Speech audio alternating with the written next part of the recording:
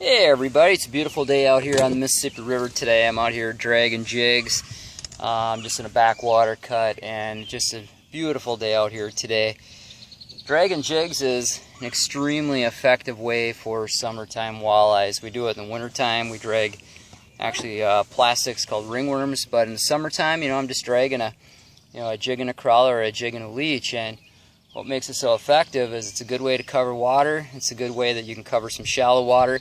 And essentially what I'm doing is just going down some backwater cuts today in the Mississippi, and there's flow back here, and that flow brings the fish food. And so the biggest thing I remember is when you're on a river system, you're not fishing a lake. And so for a lot of this, it looks like I'm in terrain that you'd be bass fishing, but the reality is that the food's back here, so the walleyes can be back here. So, well, I got to break in the action here. I'll kind of show you what a dragging jig looks like. What it is, this one's by B Fish and Tackle, and a dragging jig, as I've showed in my other videos, it's just a weedless jig right there, and it's really streamlined. And all I have on there is about I'd say about a half a crawler. And what you do is simply is that you find a backwater cut or a backwater seam that has some flow. You give it a long cast behind the boat, and then now I'm just feeling that jig just ticking along the bottom.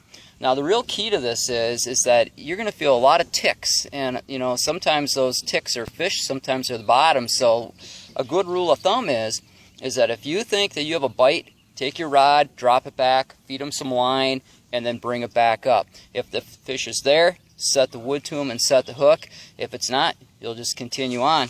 But many times when I'm taking people out dragging jigs for the first time, they're getting a lot of bites, but unfortunately they're just thinking that it's the bottom. So if you think it's a fish, just let it fall back, bring it up. If he's there, set the hook to it, and check every one if you want to until you get in the habit of feeling what a fish bite's like. But in dropping it back, these walleyes, they'll nip at it, and when you drop it back, they'll take a second nip, and you'll get those fish. So if you get a chance to get on the water taste, certainly do.